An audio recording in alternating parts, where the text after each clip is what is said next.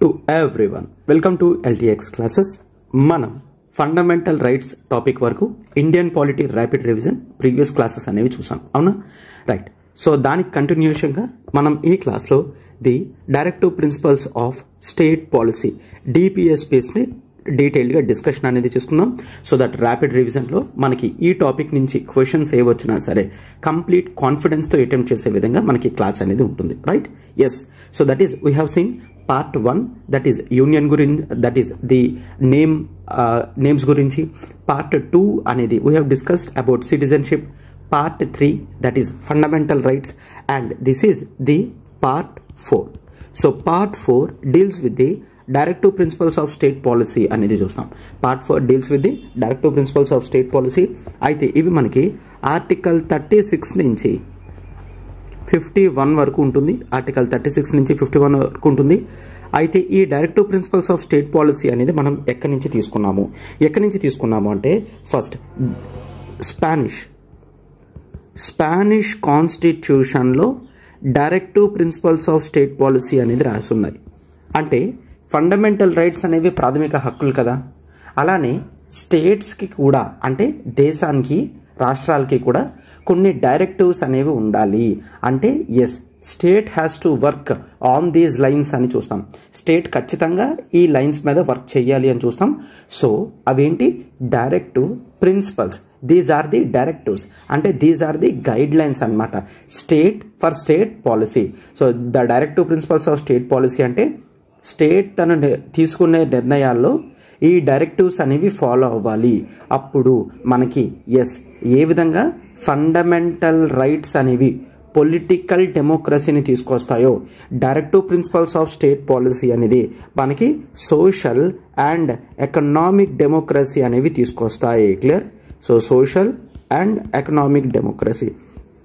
So political democracy by fundamental rights, economic and social democracy for DPSPs. ఇవి గుర్తుంచుకోండి, important from examination point of view. Clear?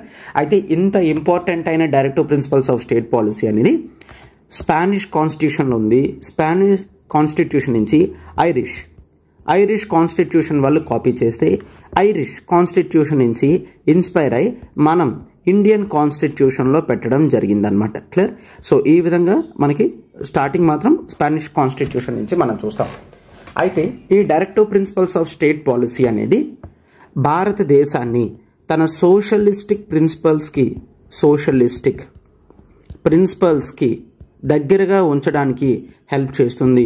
అంటే India socialistic ప్రిన్సిపల్స్గా ఎదగాలి అంటే ఈ directive principles of state policy అనేది follow అవ్వాలి, right? Ambedkar గారు the DPSPs అనేవి చాలా ఇంపార్టెంట్గా పరిగణించడం జరిగింది. He called the directive principles as the novel feature of Indian Constitution. So this is a novel feature, this is a new feature. అయితే Indian కాన్స్టిట్యూషన్లో డైరెక్టివ్ ప్రిన్సిపల్స్ అనేవి నోవెల్ ఫీచర్, అంటే చాలా ముఖ్యమైనవి అండ్ చాలా యునిక్వి అని చెప్పి అంబేద్కర్ గారి ఉద్దేశం అనమాట, రైట్? అండ్ చాలామంది దీన్ని the conscience of the constitution, అంటే కాన్స్టిట్యూషన్ యొక్క కన్సైన్స్ అంటే ఆత్మ అనమాట. అంత ఇంపార్టెన్స్ అనేది డైరెక్టివ్ ప్రిన్సిపల్స్ ఆఫ్ స్టేట్ పాలసీకి ఇవ్వడం జరిగింది. అయితే if you observe the features, the directive principles of state policy అనేది of course these should act as the directive guidelines for the state. So స్టేట్కి ఒక డైరెక్టివ్ గైడ్ లైన్స్లో ఉంటాయి. And ఇది మాత్రమే కాదు, these actually resemble something that is called the instrument of instructions అని అంటాం. ఏమంటాం? ది ఇన్స్ట్రుమెంట్ ఆఫ్ ఇన్స్ట్రక్షన్స్ అని చూస్తాము. అయితే the concept of instrument of instructions చూస్తే 1935లో ఇన్స్ట్రుమెంట్ ఆఫ్ ఇన్స్ట్రక్షన్స్ అనేవి the government of India act 1935, మనం హిస్టారికల్ బ్యాక్గ్రౌండ్లో చూసుకున్నాం కదా, గవర్నమెంట్ ఆఫ్ ఇండియా యాక్ట్ 1935, దాంట్లో కూడా ఇన్స్ట్రుమెంట్ ఆఫ్ ఇన్స్ట్రక్షన్స్ అనేవి ఇవ్వడం జరిగింది. అయితే ఈ ఇన్స్ట్రుమెంట్ ఆఫ్ ఇన్స్ట్రక్షన్స్ యొక్క మోడిఫైడ్ ఫామే the directive principles of state policy అని చూస్తాం, రైట్? సో అప్పుడున్న గవర్నమెంట్కి these are the instrument of instructions, ఇప్పుడున్న స్టేట్కి దీస్ ఆర్ ది డైరెక్టివ్స్ అన్నట్లు మనం చూస్తాం అనమాట, రైట్? ఎస్. అయితే ఈ డైరెక్టివ్ ప్రిన్సిపల్స్ అనేవి economic, social, political programmes of the state చూసుకోవడానికి హెల్ప్ చేస్తుంది. అండ్ స్టేట్ ఒక పోలీస్ స్టేట్ నుంచి, అర్థమైందా, దేశం అనేది ఒక పోలీస్ స్టేట్ అనే కాన్సెప్ట్ నుంచి వెల్ఫేర్ స్టేట్ వైపుకు అడుగులు వేయాలి. పోలీస్ స్టేట్ అంటే ఏంటి? పోలీస్ స్టేట్ అంటే మొత్తం కంట్రోల్ అంతా స్టేట్ చేతుల్లో ఉంటే దాన్ని పోలీస్ స్టేట్ అంటాం. అయితే వెల్ఫేర్ స్టేట్ అంటే ఏంటి? స్టేట్ ఉన్నది ప్రజలను రక్షించడానికి, ప్రజల యొక్క బాగోగులు చూసుకోవడానికి, అంటే వెల్ఫేర్ స్టేట్ అని అంటాం. సో పోలీస్ స్టేట్ అనేది వెల్ఫేర్ స్టేట్గా మారాలి అంటే డిపిఎస్పీస్ అనేవి ఇంపార్టెంట్ అని చూస్తాం. ఓకేనా? And DPSPs are non justiciable. Non justiciable అంటే అర్థం ఏంటి? ఒకవేళ దీని యొక్క ఉల్లంఘన కనుక జరిగినట్లయినా మనం కోర్టుకి వెళ్ళలేము. ఓకేనా? Non justiciable. జస్టిషియబుల్ అనేవి ఫండమెంటల్ రైట్స్ అని చూస్తాము. దీస్ ఆర్ నాన్ జస్టిషియబుల్ అంటే these are not legally enforceable అని మనం చూస్తాం. These are not legally enforceable, right? But see, ఇవి non justiciable and legally non enforceable అయినప్పటికీ కూడా వీటి యొక్క నేచర్ అనేది ఎలాంటిదంటే, సుప్రీం కోర్ట్ కావాలంటే ఏవైనా లెజిస్లేషన్స్ని ఇవి డైరెక్టివ్ ప్రిన్సిపల్స్ ఆఫ్ స్టేట్ పాలసీకి ఎగెయిన్స్ట్గా ఉన్నాయి అని చెప్పి ఆ లెజిస్లేషన్స్, ఆ చట్టాలను నల్ అండ్ వాయిడ్ కింద డిక్లేర్ చేయొచ్చు. అంటే ఇంకా అవి చట్ట ప్రకారం లేవు అని చెప్పి క్యాన్సిల్ చేసేయచ్చు అనమాట. దాన్ని నల్ అండ్ వాయిడ్ అంటాం. ఓకేనా? సి, డైరెక్టివ్ ప్రిన్సిపల్స్ ఉల్లంఘన జరిగితే ప్రజలు లైక్ ఫండమెంటల్ రైట్స్కి ఆర్టికల్ 32 ప్రకారం సుప్రీంకోర్టుకి, హైకోర్టుకి వెళ్ళినట్లు మనకి డైరెక్టివ్ ప్రిన్సిపల్స్ ఆఫ్ స్టేట్ పాలసీలో వెళ్ళడానికి లేదు. Directive principles of state policy అనేది మనం ఎస్ అఫ్ కోర్స్ ఒక గైడింగ్ కింద పనిచేస్తుంది, but non justiciable. But at the same time courts మాత్రం అప్పుడప్పుడు ఈ లెజిస్లేషన్స్ కనుక డిపిఎస్పీస్కి ఎగెన్స్ట్గా ఉన్నట్లయితే అప్పుడు వాటిని క్యాన్సిల్ చేయడం జరుగుతుంది అనమాట, రైట్? ఎస్. సో ఇది మనం చూస్తాము. అండ్ మోస్ట్ సి, జనరల్గా for easy understanding directive principles అనేవి మనం డివైడ్ చేసుకోవడం జరిగింది. Directive principles of state policy అయితే కాన్స్టిట్యూషన్లో ఎటువంటి డివిజన్ అనేది ఇవ్వలేదు, బట్ మనం బేసిక్గా డివిజన్ అనేది చేసుకున్నాం. అదేంటి? ఉన్న డైరెక్టివ్ ప్రిన్సిపల్స్ అన్నిట్లో కూడా కొన్ని ప్రిన్సిపల్స్ అనేవి సోషలిస్టిక్ ప్రిన్సిపల్స్ అనేవి ఉంటాయి. సోషలిస్టిక్ ప్రిన్సిపల్స్ అంటే ఏంటి? ఎస్, ఈ సోషలిస్టిక్ ప్రిన్సిపల్స్ అనేవి సోషలిజం యొక్క ఐడియాలజీని సాటిస్ఫై చేసే విధంగా ఉంటాయన్నమాట. అంటే ప్రజల యొక్క వెల్ఫేర్ చూసుకోవడం, వాళ్ళ యొక్క ఎకనామిక్ ఇన్ఈక్వాలిటీస్ అనేవి సెట్ చేయడం, అండ్ ప్రజలకి లైవ్లీహుడ్ ప్రొవైడ్ చేయడం కానివ్వండి, ఆర్ ఈక్వల్ జస్టిస్ ప్రొవైడ్ చేయడం కానివ్వండి, పబ్లిక్ అసిస్టెన్స్, ఓల్డ్ ఏజ్ పీపుల్ని చూసుకోవడం కానీ, హ్యూమెన్ కండిషన్స్ ఇవ్వడం కానీ, decent standard of living provide చేయడం కానీ, ఇవన్నీ సోషలిస్టిక్ ఐడియాలజీస్.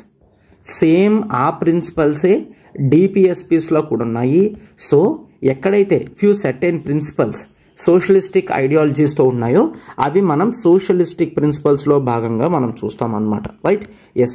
సోషలిస్టిక్ ప్రిన్సిపల్స్ తర్వాత we have the Gandhian principles. The Gandhian principles. Gandhian principles అంటే ఏంటి? ఏ ప్రిన్సిపల్స్ అయితే, ఏ డిపిఎస్పీస్ అయితే గాంధీయన్ ఐడియాలజీకి దగ్గరలో ఉంటాయో వాటిని మనం గాంధీయన్ ప్రిన్సిపల్స్ అని చెప్పాం. అంటే చూస్తాం మనం డిపిఎస్పీస్ ఏంటో చూస్తాము. బట్ ఈ డిపిఎస్పీస్లో లైక్ విలేజ్ పంచాయత్స్ని ఆర్గనైజ్ చేయడం, కోఆపరేటివ్ సొసైటీస్ ఓపెన్ చేయడం, కాటేజ్ ఇండస్ట్రీస్ ఓపెన్ చేయడం కానీ, ఎస్సీ ఎస్టీ ఎంపవర్మెంట్ చూడడం కానీ, అండ్ ఇంటాక్సికెంట్స్ ఏవైతే ఉన్నాయో వాటిని ఎలిమినేట్ చేయడం కానీ, అండ్ క్యాటిల్ని చంపడం, స్లాటరింగ్ ఆఫ్ కౌస్, ఇట్లాంటివి ఏవైతే బ్యాన్ చేశారో డిపిఎస్పీస్లో అవన్నీ కూడా మనం గాంధీయన్ ప్రిన్సిపల్స్లో పెట్టడం జరిగింది. ఓకేనా? సో సోషలిస్టిక్ ప్రిన్సిపల్స్ కొన్ని ఉన్నాయి, గాంధీయన్ ప్రిన్సిపల్స్ కొన్ని ఉన్నాయి, లిబరల్ ఇంటెలెక్చువల్ ప్రిన్సిపల్స్ అనేవి కొన్ని ఉన్నాయి. Liberal intellectual. సో ఈ లిబరల్ ఇంటెలెక్చువల్ ప్రిన్సిపల్స్ అనేవి కాస్త లిబరల్గా ఉంటాయి, రాడికల్ ఉంటాయి. సోషలిస్టిక్కి, గాంధీయన్ ప్రిన్సిపల్స్కి మనం డిఫరెన్స్ అనేది చూపించగలం. ఎస్, అట్లానే లిబరల్ ఇంటెలెక్చువల్ ప్రిన్సిపల్స్ అనేవి ఈ సోషలిస్టిక్, గాంధీయన్ ప్రిన్సిపల్స్ కన్నా సెపరేట్గా మనకు ఉంటాయన్నమాట. లైక్ యూనిఫామ్ సివిల్ కోడ్ అయితే కానివ్వండి, ఆర్ ఎన్విరాన్మెంట్ ప్రొవైడ్ చేయడం కానివ్వండి, సైంటిఫిక్ లైన్స్తో యానిమల్ హస్బెండరీ పెంచడం కానివ్వండి, ఇట్లాంటివన్నీ కూడా, ఇంటర్నేషనల్ పీస్ కానీ, ఇవన్నీ కూడా లిబరల్ ఇంటెలెక్చువల్ ప్రిన్సిపల్స్ అని అంటాం. సరే, కాన్స్టిట్యూషన్లో ఈ డివిజన్ అనేది లేదు, బట్ మనం క్లాసిఫై అనేది చేయడం జరిగింది. ఎగ్జామినేషన్ పాయింట్ ఆఫ్ వ్యూలో ఎప్పుడైనా క్వశ్చన్స్ కనుక ఇందులో ఏవి సోషలిస్టిక్ ప్రిన్సిపల్స్, ఏవి గాంధీయన్ ప్రిన్సిపల్స్ అని అడిగినా సరే you should able to identify. Clear? అట్లా ఈజీగానే ఐడెంటిఫై చేయగలరు, ఎటువంటి ప్రాబ్లం అనేది లేదు. రైట్? ఎస్. సో అయితే ఈ directive principles of state policy ఏమున్నాయో ఒక్కసారి మనం చూసేద్దాం. So these are the directive principles of state policy. 36 నుంచి 51 వరకు మనం చూస్తున్నాం. 36 అనేది it clearly provides the definition of state that we already seen in Article 12 of the Indian Constitution. Part 3లో Article 12లో ఏదైతే మెన్షన్ చేశారో సేమ్ ఆ డెఫినేషన్ Article 36 అని ఇక్కడ మళ్ళీ Article 36 Part 4లో మెన్షన్ చేయడం అనేది జరిగింది. Article 37 చూసుకుంటే అప్లికేషన్ ఆఫ్ ప్రిన్సిపల్స్, అంటే ఇక్కడ డిపిఎస్పీస్ ప్రిన్సిపల్స్ ఏవైతే చెప్పామో వాటి యొక్క అప్లికేషన్ గురించి చెప్పడం జరిగిందనమాట. అంటే ఇక్కడ ఏవి అప్లై చేయాలనుకున్నా సరే పార్లమెంట్ చట్టం తీసుకొని రావాలన్నమాట. ఓకేనా? రైట్. అండ్ Article 38 చూస్తే it authorises the state to secure A social order for the promotion of welfare of the people యొక్క వెల్ఫేర్ గురించి మాట్లాడుతుంది Article 38. అర్థమవుతుందా? సో ఎప్పుడైతే వెల్ఫేర్ గురించి మాట్లాడుతుందో అప్పుడు ఇది సోషలిస్టిక్ ప్రిన్సిపల్ అవుతుంది. రైట్? ఎస్. అయితే వెల్ఫేర్ ఆఫ్ ది పీపుల్ మాట్లాడుతుంది. So that social, economic, political justices అనేవి ఉంటాయి అండ్ ఎకనామిక్ ఇన్ఈక్వాలిటీస్ అనేవి కంప్లీట్గా క్లోజ్ అయిపోవాలి అని చెప్పి Article 38 చెప్తుంది అనమాట. Right? And next Article 39 that is certain principles to be followed by the state. So అయితే స్టేట్ కొన్ని ప్రిన్సిపల్స్ అనేవి ఫాలో అవ్వాలి అని చెప్పి Article 39లో మెన్షన్ చేయడం జరిగింది. ఇప్పుడు Article 39లో ఆ ప్రిన్సిపల్స్ ఏంటో నేను ఇక్కడ క్లియర్గా రాస్తాను, జాగ్రత్తగా చూడండి. ఎందుకంటే ఇది మీకు నెక్స్ట్ అర్థం కావడానికి కూడా చాలా హెల్ప్ చేస్తుంది. సెర్టెన్ ప్రిన్సిపల్స్ అన్నారు కదా, ఆ ప్రిన్సిపల్స్ ఏంటి అంటే Article 39, this is Article 39 Clause A.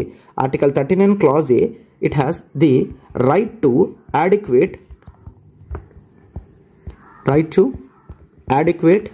means of livelihood. Adequate means of livelihood అంటే నాకు ఉపాధి కల్పించడం అనేది గవర్నమెంట్ యొక్క బాధ్యత. అవునా? So right to adequate means of livelihood for all citizen. So అందరికీ కూడా లైవ్లీహుడ్ అనేది మినిమం ప్రొవైడ్ చేయాల్సిన బాధ్యత స్టేట్ తీసుకోవాలన్నమాట. అండ్ ఇది మాత్రమే కాదు, Article 39లో Clause B, that is the equitable distribution of resources అని చూస్తాం. ఈక్విటబుల్ డిస్ట్రిబ్యూషన్ ఆఫ్ రిసోర్సెస్ అంటే కమ్యూనిటీ రిసోర్సెస్ ఏవైతే ఉన్నాయో అవి ఈక్విటబుల్గా డిస్ట్రిబ్యూషన్ చేయాలి. అంటే ఏంటి సార్? ఒకసారి చూడండి. There are few resources. Rich people ఉన్నారు, పూర్ పీపుల్ ఉన్నారు. జనరల్గా రిచ్ పీపుల్ రిసోర్సెస్ అన్నిటినీ కూడా అక్వైర్ చేసుకోవాలి అని చూస్తారు. బట్ నో, స్టేట్ ఇట్లా ఆపి ఎట్లాగైతే రిచ్ పీపుల్కి యాక్సెస్ ఇస్తున్నామో అలానే పూర్ పీపుల్కి కూడా ఈక్వల్ యాక్సెస్ రావాలి. దాన్ని ఈక్విటబుల్ అంటే వాళ్ళ యొక్క రిచ్నెస్, స్టాండర్డ్నెస్ బట్టి ఇవ్వాలన్నమాట. ఒకవేళ రిచ్ పీపుల్కి అన్నీ ఉన్నాయంటే మరి రిచ్ పీపుల్కి ఇవ్వాల్సిన అవసరం లేదు, పూర్ పీపుల్కి ఇస్తే సరిపోతుంది. దాన్ని మనం ఈక్విటబుల్ డిస్ట్రిబ్యూషన్ ఆఫ్ రిసోర్సెస్ అని అంటాము ఫర్ ది కామన్ గుడ్, అందరికీ కూడా మంచి జరగడానికి కామన్ గుడ్ గురించి. That is Article 39 Clause B and 39 Clause C, that is prevention of concentration of wealth. This is the prevention of concentration of wealth. అయితే మీకు fundamental రైట్స్లో గుర్తుంటే I spoke Article 31C. Article 31C మనం ఏమని చూస్తున్నాము? That is directive ప్రిన్సిపల్స్లో Article 39 Clause B, Article 39 Clause C. ఒకవేళ Article 14కి and Article 19కి violate అయినా సరే 39 Clause B, Clause C ఉంటాయి అని చెప్పి చెప్పడం జరిగింది. ఓకేనా? అంటే ఈ రెండింటిని సాటిస్ఫై చేస్తూ ఒక చట్టం తీసుకొచ్చారంటే ఆ చట్టం Article 14ని, Article 19ని వైలేట్ చేసినా సరే డిపిఎస్పి బేసిస్గా తీసుకొచ్చిన చట్టం మాత్రమే ఉంటుంది. అర్థమైందా? ఎస్. సో ఇక్కడ ఆ Article 39లో ఏవైతే Clause B, Clause C mention చేసామో వాటి గురించి ఇక్కడ చెప్తున్నాం. ఇప్పుడు మీకు కంప్లీట్గా క్లారిటీ వచ్చిందని నేను అనుకుంటున్నాను. Right? Yes. And there is Clause D, that is equal pay for equal work. So ఎవరైతే సమానమైన వర్క్ చేస్తారో వాళ్ళకి సమానమైన వేతనాలు అనేవి ఇవ్వాలన్నమాట. వాళ్ళకి పే అనేది ప్రాపర్గా ఇవ్వాలి అని చూస్తాం for both men and women. And ఇది మాత్రమే కాదు, that is the preservation of health. ఎవరు హెల్త్ అమ్మా? దట్ ఈస్ వర్కర్స్ ఎవరైతే ఉన్నారో, చిల్డ్రన్ ఎవరైతే ఉన్నారో వాళ్ళ హెల్త్ని కాపాడాలి, వాళ్ళకి ఎటువంటి అబ్యూజ్ అనేది చేయకూడదు అని చూస్తాం. అండ్ ఇది మాత్రమే కాదు, opportunities for healthy development of children. Clear? So healthy development of children అనేది చూస్తాం. And protection of childhood, exploitation కాకుండా వీళ్ళ యొక్క వీళ్ళ చైల్డ్హుడ్ అనేది కాపాడే విధంగా ఆర్టికల్ 39 స్టేట్కి డైరెక్షన్స్ అనేది ఇస్తుంది అనమాట. So these are the directives. Article 39లో clause A, clause B, clause C, clause D, clause E, clause F వరకు ఉన్నాయి. That is right to adequate means of livelihood చూస్తాం, ఈక్విటబుల్ డిస్ట్రిబ్యూషన్ ఆఫ్ రిసోర్సెస్ చూస్తాము, and prevention of concentration of wealth చూస్తాము, equal pay for equal work అనేది 39 clause డిలో చూస్తాము, preservation of health అనేది 39 clause ఈలో చూస్తాము, హెల్దీ డెవలప్మెంట్ ఆఫ్ చిల్డ్రన్ అనేది article 39 clause ఎఫ్లో మనం చూస్తామన్నమాట. రైట్? సో అందుకని ఆర్టికల్ 39లో certain principles to be followed అన్నాడు. ఆ సర్టెన్ ప్రిన్సిపల్స్ అనేవి ఇదే. Clear? ABCDE. Right? Yes. And next 39A equal justice and free legal aid. So poor people అందరికీ కూడా ఈక్వల్ జస్టిస్ ఇవ్వాలి, ఫ్రీ లీగల్ ఎయిడ్ అనేది ఇవ్వాలి. ఇది కూడా సోషలిస్టిక్ ప్రిన్సిపల్గా చూస్తాం. And article 40 this is the organization of village panchayat, Gandhian principle. Directive principles అన్నీ కూడా పిన్ టు పిన్ ఖచ్చితంగా గుర్తుంచుకోవాలి. ఎగ్జామినేషన్ పాయింట్ ఆఫ్ వ్యూకి చాలా చాలా చాలా ఇంపార్టెంట్ అనమాట. Right? So that is article 40. And 41 చూడండి, right to work, to education, to public assistance in certain cases. So అయితే రైట్ టు వర్క్ అనేది అంటే ఈ సర్టెన్ కేసెస్ ఎవరైతే అన్ఎంప్లాయ్మెంట్లో ఉంటారో, ఓల్డ్ ఏజ్ పీపుల్కి, సిక్నెస్ పీపుల్కి, డిజేబుల్డ్ పీపుల్ ఎవరైతే ఉంటారో వాళ్ళకి రైట్ టు వర్క్ ప్రొవైడ్ చేయాలి, రైట్ టు ఎడ్యుకేషన్ ప్రొవైడ్ చేయాలి, పబ్లిక్ అసిస్టెన్స్ కూడా ప్రొవైడ్ చేయాలి అని మనం చూస్తాం అండర్ ఆర్టికల్ 41.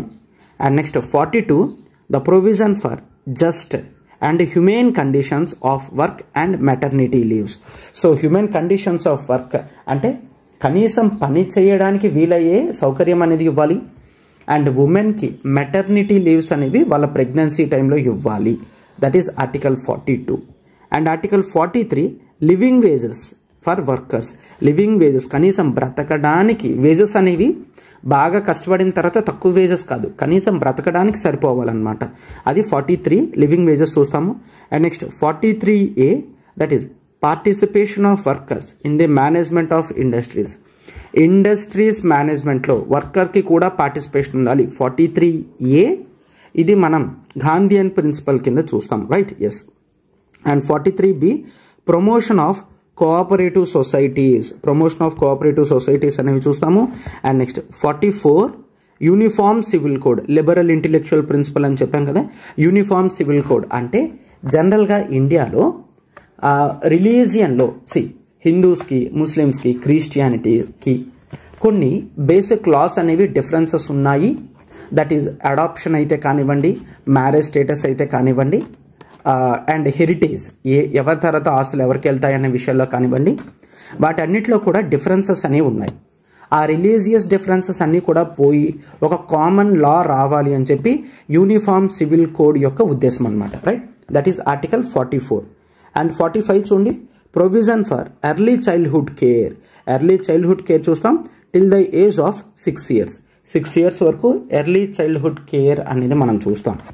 అండ్ 46లో promotion of education and economic interest of SC, ST and other weaker sections యొక్క ఎడ్యుకేషన్, ఎకనామిక్ ఇంట్రెస్ట్ని సపోర్ట్ చేస్తున్నాం. 47లో స్టేట్ యొక్క డ్యూటీ అనమాట. ఏంటి? ప్రజల యొక్క న్యూట్రిషన్ లెవెల్ అనేది పెంచాలి, వాళ్ళ స్టాండర్డ్ ఆఫ్ లివింగ్ అనేది పెంచాలి, వాళ్ళ పబ్లిక్ హెల్త్ అనేది పెంచాలి అని మనం చూస్తాం. 48లో అగ్రికల్చర్, యానిమల్ హస్బెండరీని ఆర్గనైజ్ చేయాలి. This comes under the principles of Gandhian. And next 48A improvement of environment and safeguarding of forest and wildlife అని చూస్తాము.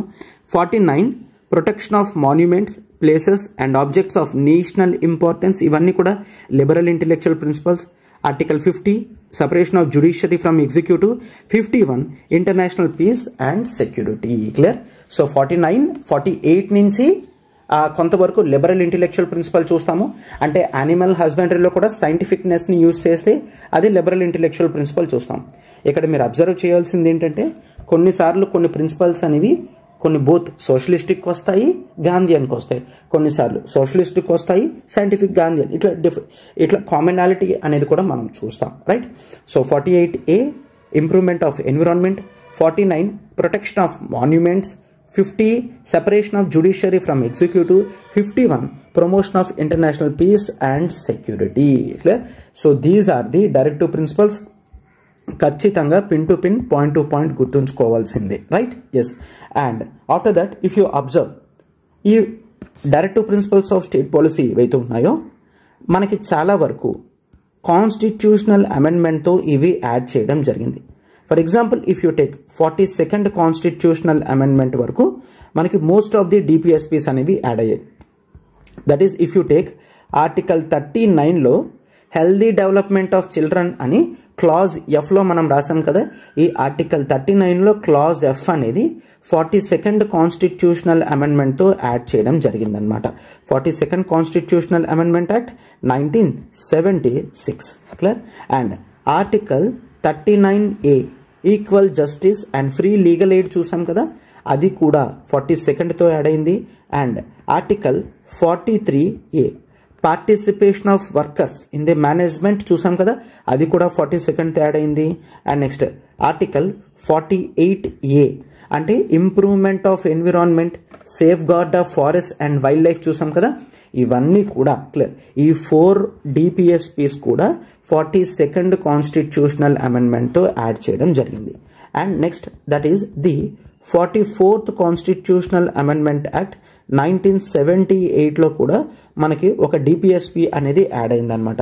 దట్ ఈస్ ఆర్టికల్ 38లో మనం చూస్తాము.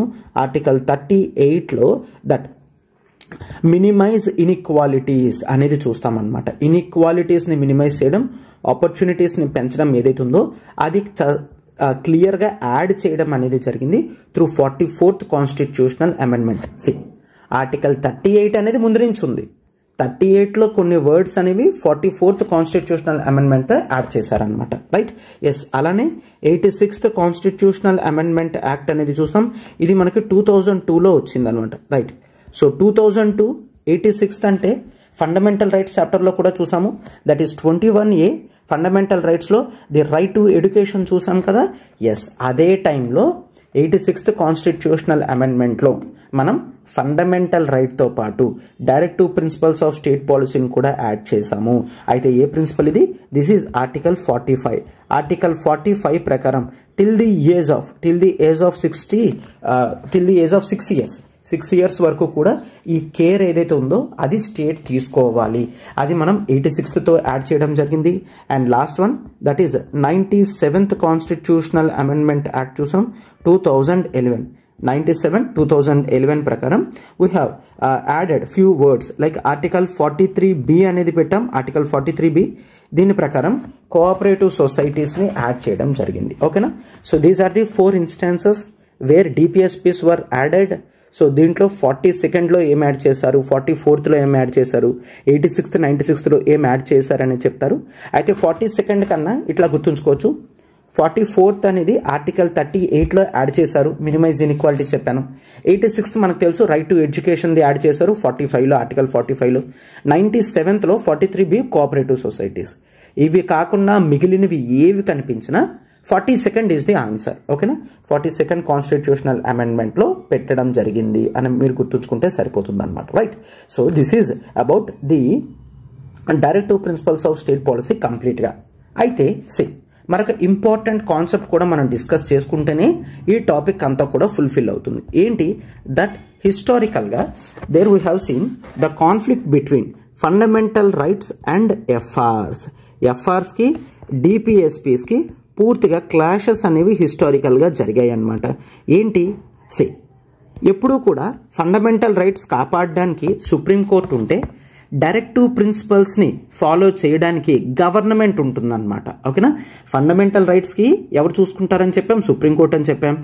సో డైరెక్టివ్ ప్రిన్సిపల్స్ అనేవి సోషలిస్టిక్ మెషర్స్, వాటిని తీసుకొని రావడానికి గవర్నమెంట్ అడుగులు వేస్తుంది. సో దీంతో ఎఫ్ఆర్స్కి డిపిఎస్పీస్కి కంటిన్యూస్గా క్లాషెస్ అనేవి జరిగేవి. అది ఎట్లా జరిగింది, ఆ ఆర్డర్, క్రొనాలజీ అన్నీ కూడా జాగ్రత్తగా చెప్తాను చూడండి అనమాట. Right, yes. అయితే it was started by the year 1951.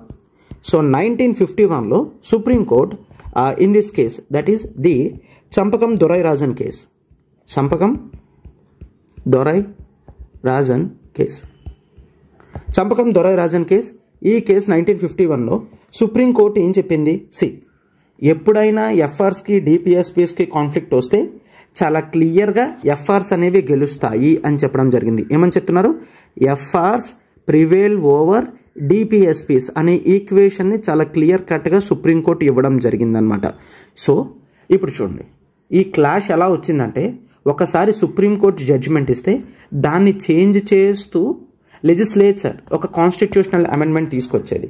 అయితే లెజిస్లేచర్ కాన్స్టిట్యూషనల్ అమెండ్మెంట్ తీసుకొస్తే దాన్ని చేంజ్ చేస్తూ సుప్రీంకోర్టు జడ్జిమెంట్ అనేది ఇచ్చేదన్నమాట. సో ఆ విధమైన క్లాష్ అనేది మనం ఇప్పుడు చూస్తాం చూడండి. సో ఇనీషియల్గా ఏంటి, చంపకం దొరైరాజన్ కేస్, చంపకం దొరైరాజన్ కేసులో సుప్రీంకోర్టు ఎఫ్ఆర్సే డిపిఎస్ కన్నా గొప్పవి, డిపిఎస్పీస్ ఒకవేళ క్లాషెస్ వస్తే ఎఫ్ఆర్సే గెలుస్తాయి అని చెప్పి చాలా క్లియర్గా చెప్పడం జరిగింది. అయితే దీని తర్వాత నో, డిపిఎస్పీస్ యొక్క రోల్ అనేది ఎక్కువ ఉండాలని government of India first constitutional amendment act, the 4th constitutional amendment act and the 17th constitutional amendment acts అనేవి చేసిందనమాట. క్లియర్. అయితే ఇవన్నీ కూడా డిపిఎస్పీస్లో ఉన్న ప్రిన్సిపల్స్ని సాటిస్ఫై చేయడానికి first 4th 17th constitutional amendment acts అనేవి చేసింది. సో దట్ ఇవి ఎఫ్ఆర్స్ కన్నా గొప్పవి అని చూపించుకునే విధంగా పార్లమెంట్ ఇక్కడ యాక్ట్స్ చేసిందనమాట. అర్థమైందా? అయితే ఇప్పుడు చూడండి, ఈ కాన్స్టిట్యూషనల్ అమెండ్మెంట్స్ ఏవైతే ఉన్నాయో వీటిని చాలా వరకు సవాల్ చేస్తూ నెక్స్ట్ మనం 1967లో కేసు అనేది చూస్తాం సుప్రీంకోర్టులో, that is the Golaknath case. Case ఏంటమ్మా, గోలక్నాథ్ కేస్. గోలక్నాథ్ కేసు 1967. అయితే ఈ కేసులో సుప్రీంకోర్టు ఏం చెప్పడం జరిగింది, నో, ఫండమెంటల్ రైట్సే హైయెస్ట్లో ఉంటాయి, అసలు ఫండమెంటల్ రైట్స్ని టచ్ చేయొద్దు, ఫండమెంటల్ రైట్స్ అనేవి దే ఆర్ సాక్రోసాంక్ట్ అని చెప్పడం జరిగింది. సాక్రోసాంక్ట్ అంటే ఇవి చాలా పవిత్రమైనది, ఎవరూ ముట్టుకోకూడదు, అసలు ఫండమెంటల్ రైట్స్ని కనీసం చేంజ్ చేసే అధికారం కూడా పార్లమెంట్కి లేదు, కాన్స్టిట్యూషనల్ అమెండ్మెంట్తో కూడా మార్చకూడదు అని చెప్పి చెప్పడం జరిగిందనమాట. రైట్. అంటే గోలక్నాథ్ కేసులో హయ్యెస్ట్ పవర్స్ అనేవి సుప్రీంకోర్టుకే ఉంటాయి, కాన్స్టిట్యూషనల్ అమెండ్మెంట్స్తో కూడా ఎఫ్ఆర్స్ మార్చకూడదు, ఎఫ్ఆర్స్ ఆర్ వెరీ సుప్రీం అని చెప్పడం జరిగింది 1967లో. దట్ ఈజ్ దీని తర్వాత సుప్రీంకోర్టు యొక్క కేసు అనేది తారుమారు చేస్తూ 24th కాన్స్టిట్యూషనల్ అమెండ్మెంట్ యాక్ట్ అనేది తీసుకొచ్చారు and 25th constitutional amendment act అనేది తీసుకొచ్చారు.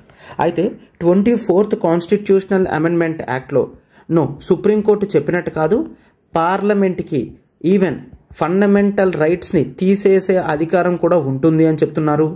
25th కాన్స్టిట్యూషనల్ అమెండ్మెంట్లో ఏం చేశారంటే, నిన్న మీకు గుర్తుంటే ఇదే మనం ఆర్టికల్ 31(c)లో చెప్పాం, అవునా? ఆర్టికల్ 31(c) అనేది 25th కాన్స్టిట్యూషనల్ అమెండ్మెంట్తోనే యాడ్ చేశారు. ఆర్టికల్ 31(c) ప్రకారం 2 కండిషన్స్ని తీసుకొని రావడం జరిగింది. ఫస్ట్ కండిషన్ ఏంటంటే, డైరెక్టివ్ ప్రిన్సిపల్స్ ఆఫ్ స్టేట్ పాలసీలో మెన్షన్ చేసిన article 39 clause B and article 39 clause C అనేవి ఒకవేళ ఎఫ్ఆర్స్లో ఆర్టికల్ 14ని ఆర్టికల్ 19ని వైలేట్ చేసినప్పటికీ కూడా directive principles of state policy మాత్రమే ఉంటాయి అని చెప్పడం జరిగింది. ఓకేనా? సో ఇది ఆర్టికల్ 31(c)లో మెన్షన్ చేశారు. ఇది టోటల్గా 25th కాన్స్టిట్యూషనల్ అమెండ్మెంట్లో తీసుకొని రావడం జరిగింది. అండ్ ఇది మాత్రమే కాదు, ఇక్కడ 25thలోనే మరొకటి యాడ్ చేశారు. ఏం యాడ్ చేశారంటే, ఇట్లా ఏ చట్టం తీసుకొచ్చినా సరే అవి జుడిషియల్ రివ్యూ కిందకి రావు అని చెప్పడం జరిగింది. అంటే సుప్రీంకోర్టు అసలు దీన్ని కనీసం చూడలేవు అని చెప్పి తీసుకొని రావడం జరిగింది. సో అయితే జుడిషియల్ రివ్యూని ఆపేసే విధంగా 25th కాన్స్టిట్యూషనల్ అమెండ్మెంట్ అనేది ఉంది. Right. Yes. Then it comes supreme court judgement, the most famous 1973, that is the Kesavananda Bharati case, Kesavananda Bharati case. అయితే కేశవనంద భారతి కేసులో క్లియర్గా సుప్రీంకోర్టు ఇట్ సెడ్ పార్లమెంట్కి ఫండమెంటల్ రైట్స్ని చేంజ్ చేసే అధికారం ఉంది అని యాక్సెప్ట్ చేస్తున్నారు. అండ్ 25th కాన్స్టిట్యూషనల్ అమెండ్మెంట్ యాక్ట్లో క్లాజ్ 1ని యాక్సెప్ట్ చేశారు, బట్ క్లాజ్ 2 మాత్రం క్యాన్సిల్ చేశారు. జ్యుడిషియల్ రివ్యూ పవర్ని మీరు తీసేశారు కదా, అది తప్పు అని చెప్పి దాన్ని స్ట్రైక్ డౌన్ చేయడం జరిగింది. ఎందుకంటే ఈ కేశవనంద భారతి కేసులోనే the basic structure of Indian constitution అనే పదాన్ని అంటే దాన్ని వర్ణించారు, బేసిక్ స్ట్రక్చర్.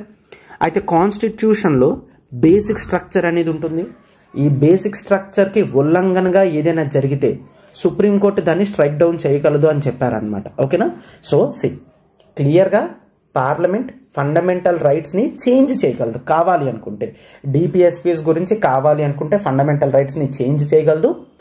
అయితే అలా చేంజ్ చేసేటప్పుడు ఒకవేళ బేసిక్ స్ట్రక్చర్ కనుక మారింది అంటే మాత్రం అప్పుడు దాన్ని యాక్సెప్ట్ చేయడానికి లేదు అని చెప్పి సుప్రీంకోర్టు 1973లో మనకి బేసిక్ స్ట్రక్చర్ అనే కాన్సెప్ట్ని ఇవ్వడం జరిగింది కేశవనంద భారతి కేసులో. అయితే దీనికి తగ్గట్టుగా చేంజెస్ చేస్తూ ఇట్ ఈస్ 1976లో 42nd కాన్స్టిట్యూషనల్ అమెండ్మెంట్ యాక్ట్ అనేది తీసుకొచ్చారు. అయితే దీని ప్రకారం ఆర్టికల్ 31C యొక్క స్కోప్ అనేది పెంచారు.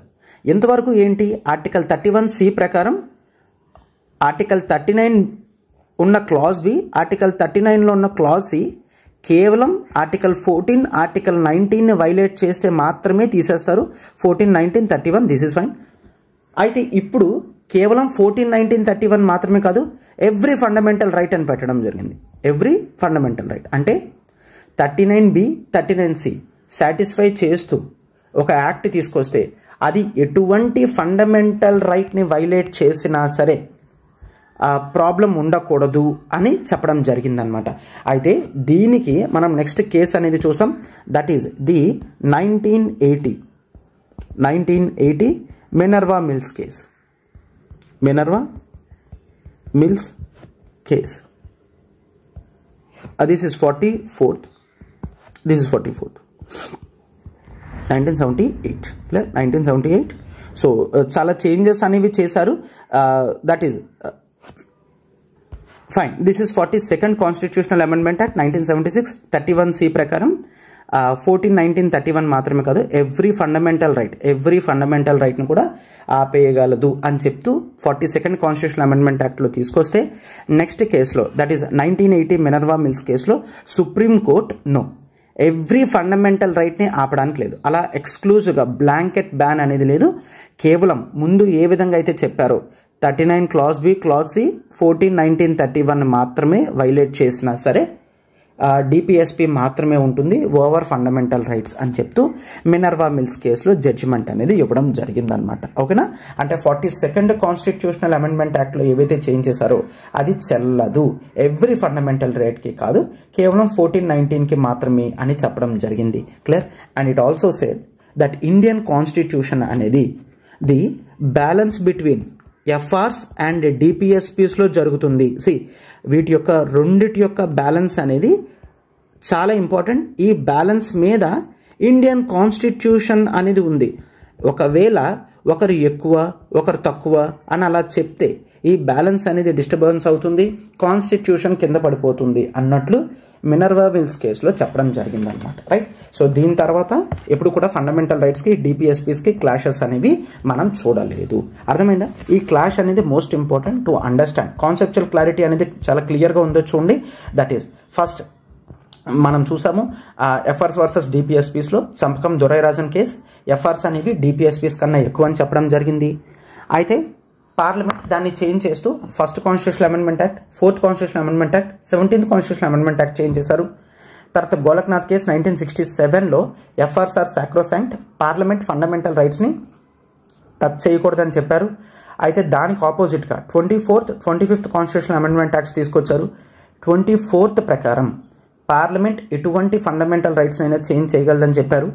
25th ప్రకారం ఆర్టికల్ 31Cని తీసుకొచ్చారు. 39 క్లాజ్ బి, క్లాజ్ సి అనేవి ఆర్టికల్ 1419ని వైలేట్ చేసినా సరే DPSPs prevail over fundamental rights అని చెప్పడం జరిగింది అండ్ జ్యుడిషియల్ రివ్యూ అనేది తీసుకొచ్చారు. అయితే 1973 కేశవానంద భారతి కేసులో జ్యుడిషియల్ రివ్యూని క్యాన్సిల్ చేసి 39BC అనేది 1419ని వైలేట్ చేసిన ఆ ప్రొవిజన్ ఏదైతే ఉందో దాన్ని యాక్సెప్ట్ చేశారు, కానీ జ్యుడిషియల్ రివ్యూని తీసేసే పవర్ని మాత్రం క్యాన్సిల్ చేశారు. ఎందుకంటే సుప్రీంకోర్టు ఎప్పుడు కూడా జ్యుడిషియల్ రివ్యూ చేయగలదు, జ్యుడిషియల్ రివ్యూ అనేది బేసిక్ స్ట్రక్చర్లో ఉంటుంది అని చెప్పి సుప్రీంకోర్టు భావించిందనమాట. అయితే ఎలాగో 39BCని యాక్సెప్ట్ చేశారు కాబట్టి 1973లో దాని యొక్క స్కోప్ పెంచాలి అని చెప్పి 1976లో 42nd కాన్స్టిట్యూషనల్ అమెండ్మెంట్ యాక్ట్తో 31C ప్రకారం 39 క్లాజ్ బి క్లాజ్ సి 1419-31ని వైలేట్ చేయడం మాత్రమే కాదు, ఏ ఫండమెంటల్ రైట్ని వైలేట్ చేసినా సరే ఇది ప్రివేల్ అవ్వాలి అని చెప్తూ చేంజ్ అనేది తీసుకొని రావడం జరిగిందనమాట. రైట్. అయితే దాన్ని 1980 మినర్వా మిల్స్ కేసులో సుప్రీంకోర్టు క్యాన్సిల్ చేసింది. ప్రతి ఫండమెంటల్ రైట్కి కాదు, కేవలం 1419-31కి మాత్రమే వర్తిస్తుంది అది అని చెప్పి ఇంకా చెప్పడం జరిగింది. ఇటువంటి క్లాషెస్ అనేవి మరి తీసుకొని రావద్దు. ఫండమెంటల్ రైట్స్ అండ్ డిపిఎస్పిఎస్ యొక్క సమానత్వాన్ని కాన్స్టిట్యూషన్ కోరుకుంటుంది. ఈ రెండు కూడా బ్యాలెన్స్ ఉంటే మాత్రమే కాన్స్టిట్యూషన్ బ్యాలెన్స్లో ఉంటుంది అని మినర్వా మిల్స్ కేసులో చెప్పడం జరిగిందనమాట. రైట్. సో ఈ క్లాస్లో డిపిఎస్పిఎస్ని మీరు గుర్తుంచుకోవాలి, ఈ క్లాష్ గుర్తుంచుకోవాలి, కాన్స్టిట్యూషనల్ అమెండ్మెంట్స్ చేసి ఏ డిపిఎస్పిఎస్ని యాడ్ చేశారో ఇవన్నీ కూడా మీరు గుర్తుంచుకోవాలన్నమాట. రైట్. సో క్లాస్ అనేది చాలా క్లియర్గా డీటెయిల్డ్గా మీకు అన్ని కూడా నేను యాడ్ చేసి చెప్పడం జరిగింది. అండ్ మీకు క్లాసెస్ కనుక నచ్చినట్లయితే ఖచ్చితంగా లైక్ చేయండి. ఎంతమంది చూస్తున్నారో ప్రతి ఒక్కరూ కూడా లైక్ చేయండి. అండ్ కామెంట్ బాక్స్లో కామెంట్స్ అనేవి మాకు మరింత బూస్టప్ అనేది ఇస్తాయన్నమాట. రైట్. అండ్ మీ ఫెలో ఆస్పిరెంట్స్ కూడా షేర్ చేయండి. Thank you.